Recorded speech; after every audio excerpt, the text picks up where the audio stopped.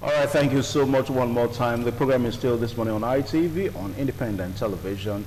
Now, I told you earlier on today that today being the 5th day of September 2018 is another time for us to talk charity, to remember charity, and of course to maybe somehow say a very big kudos to those that have always ensured that they live in charity, extend a hands, extend hands of charity to people around. Well, if you're a Christian, and of course, let's say if you remember Mother Teresa, you will remember also that one great thing that she was known for was the fact that she was very, very charitable.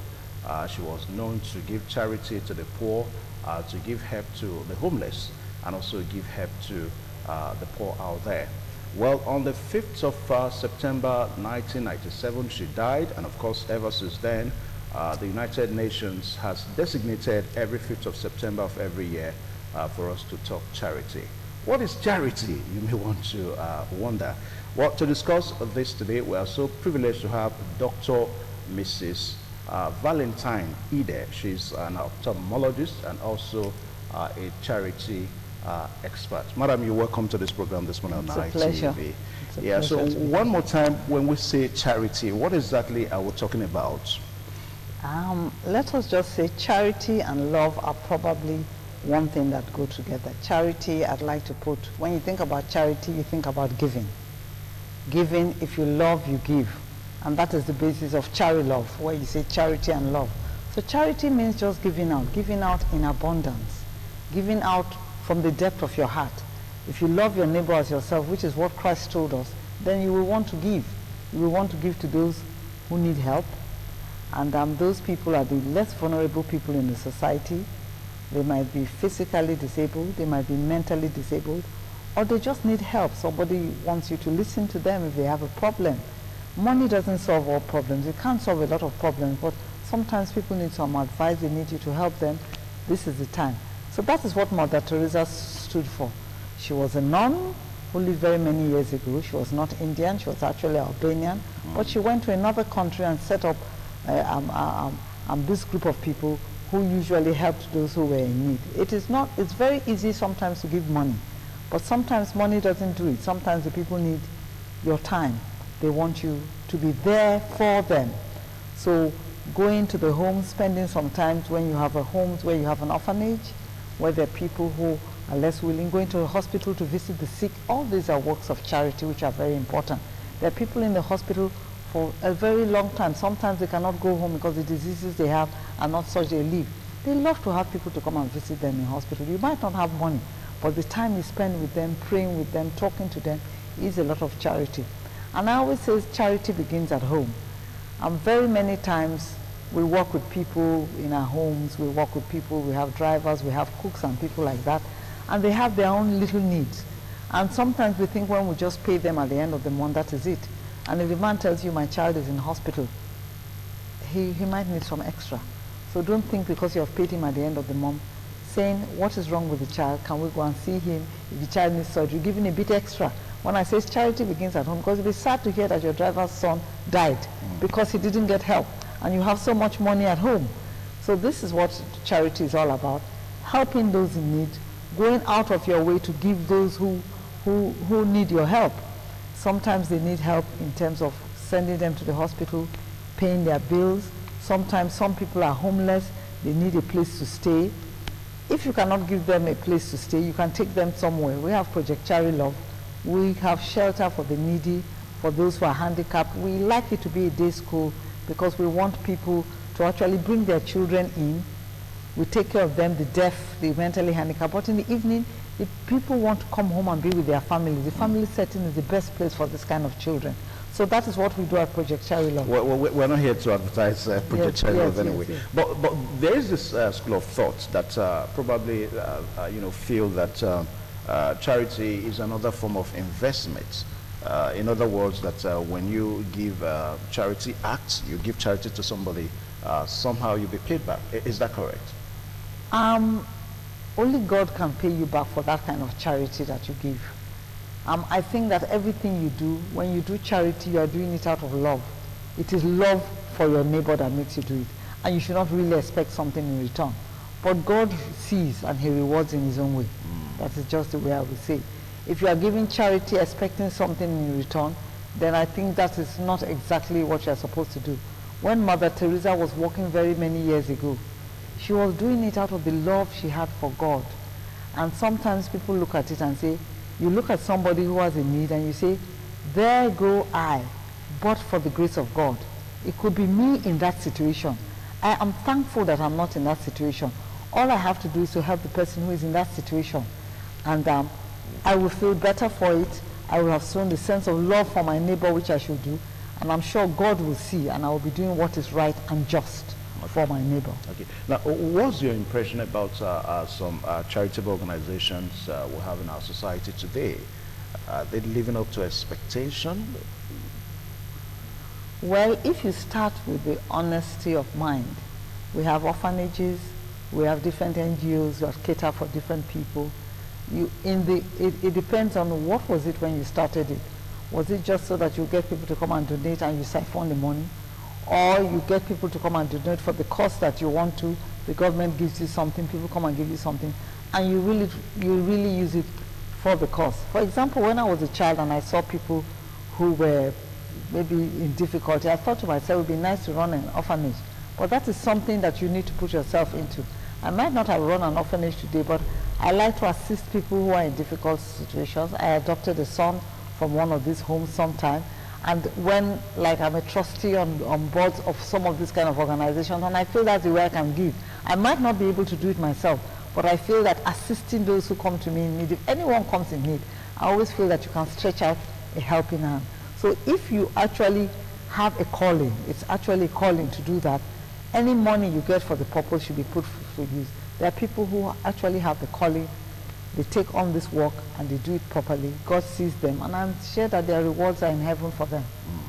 And again, you discover that it's only on this kind of day that you find people going around to give charity to the needy and all that. Maybe to just reminiscence Mother Teresa and also the day.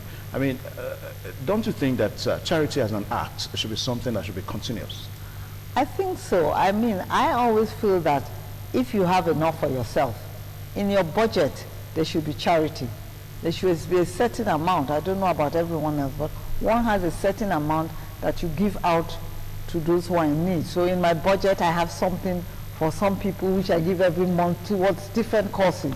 And this is in the cause of charity. So I think it is something that you should do on a daily basis, because very many of us are blessed abundantly. We have a bit more than the average person.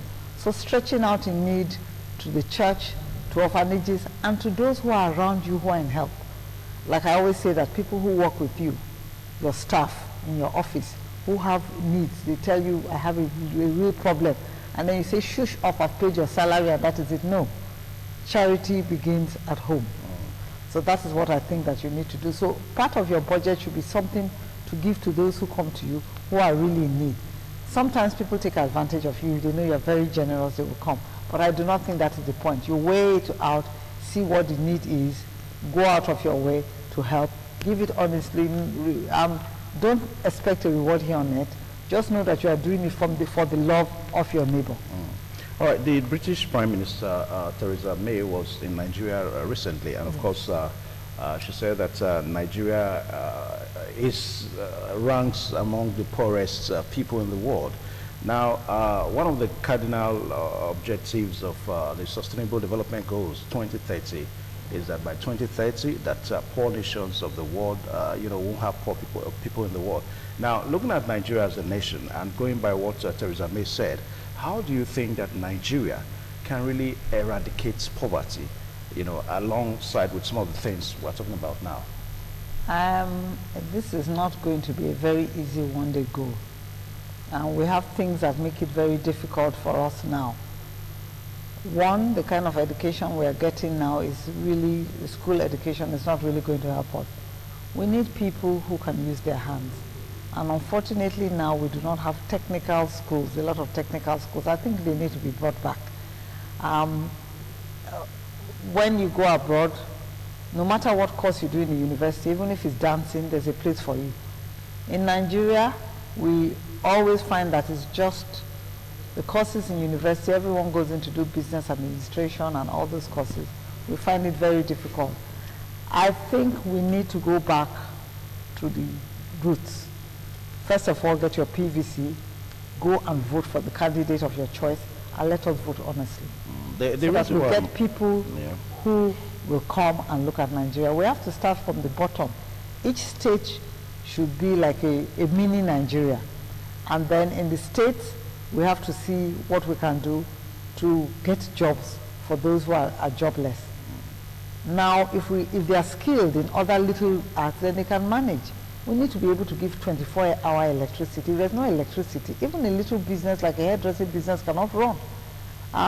It is very difficult. I cannot see the way forward, but let us just be hopeful and pray that we just get leaders who are listening to the people. Yeah, madam, the reason why I'm saying this is that somebody said that one way you can notice a society that there is no charity is when the people are poor.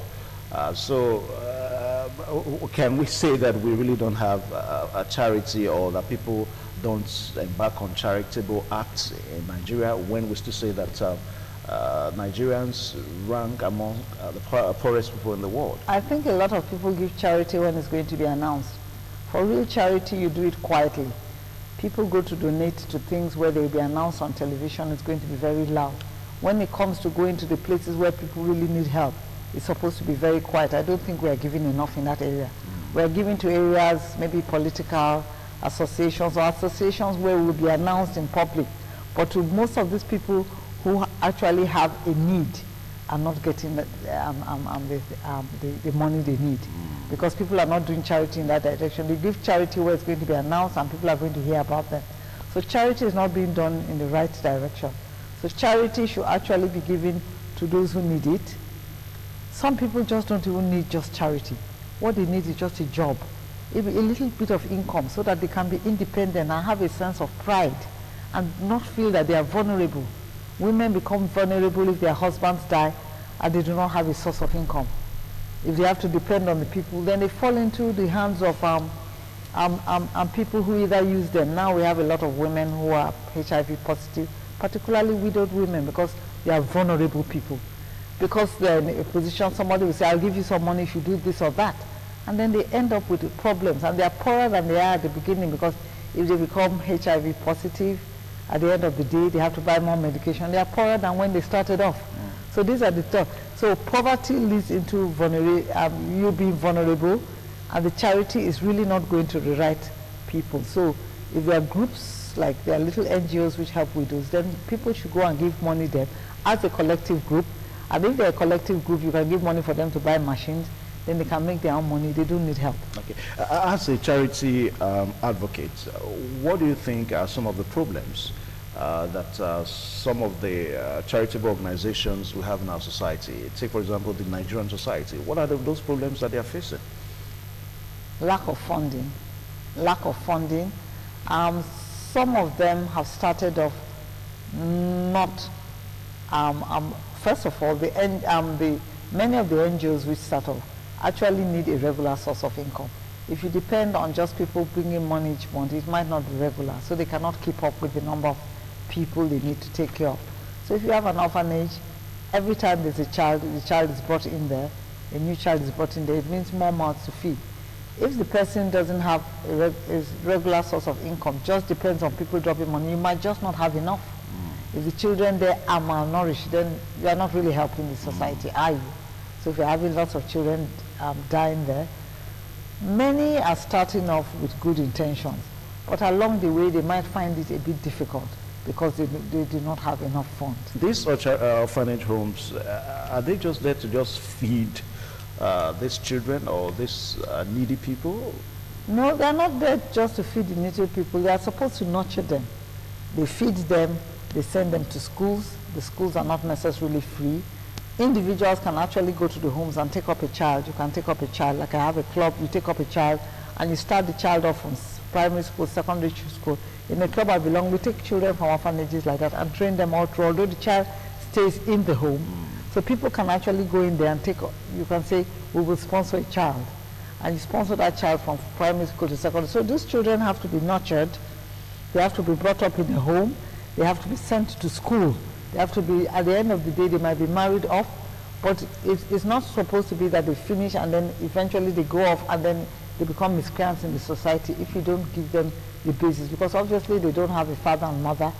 The people in the home are supposed to be their parents, so you are supposed to nurture them and do all the other things that a home will have.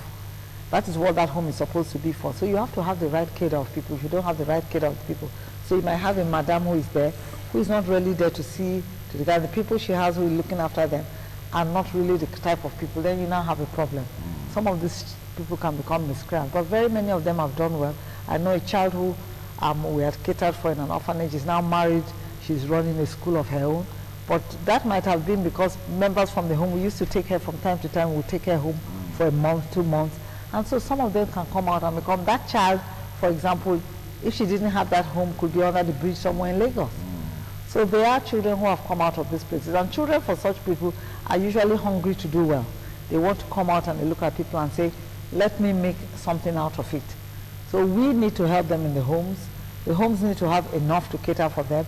Maybe some of the schools can give them free education. I know even though it's free education, you need to provide books for them. You need to provide an environment which is friendly for them. Yes. And then people need to go and visit. People need to care. It's in caring and visiting that you might say, maybe I'll take on this child. My children have grown.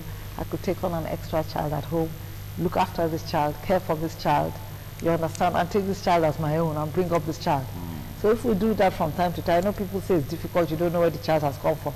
But even our own children who have come from, we know some of our children become miscreants. We know some of our children, if they were not our own children, we wouldn't keep them at home. But we still have to keep them at home. So if you took one and you started from early stage, the child will come up and at least have a home, you know. And it will be some of the things that Mother Teresa thought of was just to take care of those in need, people who are in the gutter. There's dignity in life. People should live a life that is, you know, worth living. I think this is very important. It's unfair because sometimes you look at other people and think that I was just fortunate to have been born in this home. If I was born in that home, I'd be in the same position that person was, even if I wasn't physically or mentally disabled in any way. You understand? Okay, just before I let you go, Madam, now, if you take a look and see to some of our charitable organizations around, you know, orphanage homes and all that, some of them, they're in a very sorry state. I really don't know whose responsibility it is to, you talked about funding, lack of adequate funding and all that. Now, whose responsibility is it? Some say it is the government, some say corporate organizations, some say individuals. So whose responsibility?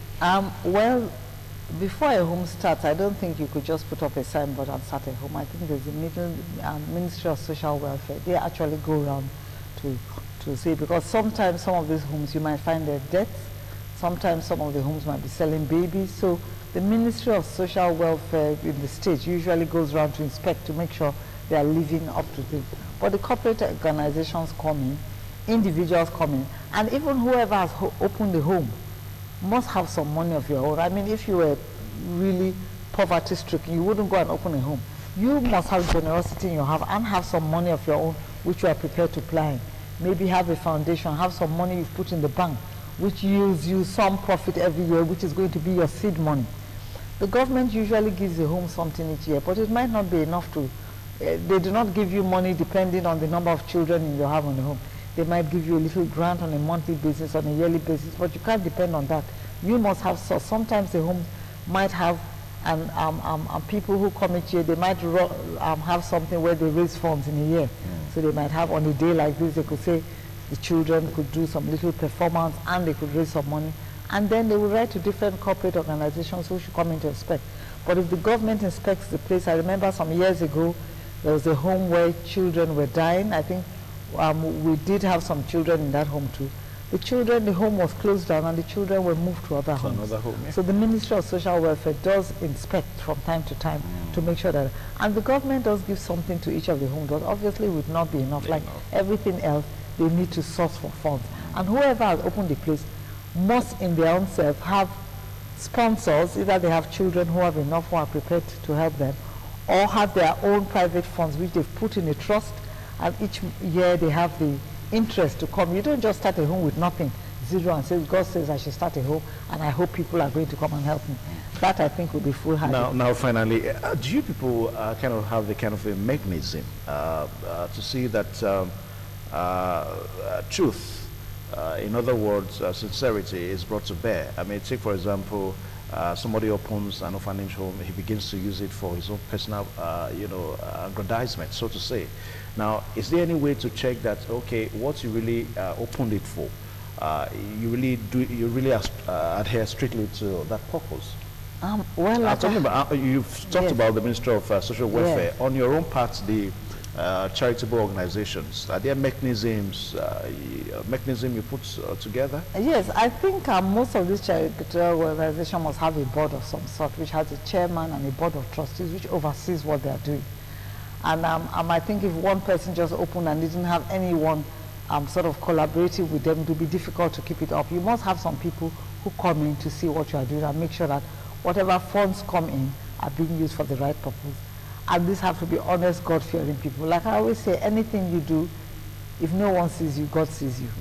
And if you are supposed to be doing charity and you're really not doing charity, I think God sees you. And in the world after this, or after death, when you go for the day of judgment, like I believe in my own religion, you will be judged by God.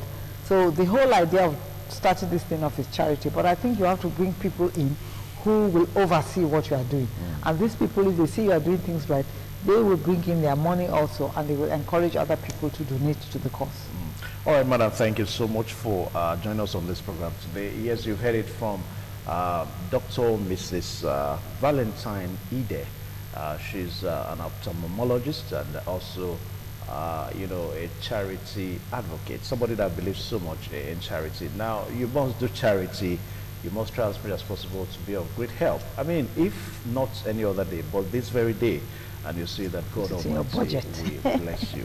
Well, we'll take a short pause now so that other segments will come your way. Please stay tuned.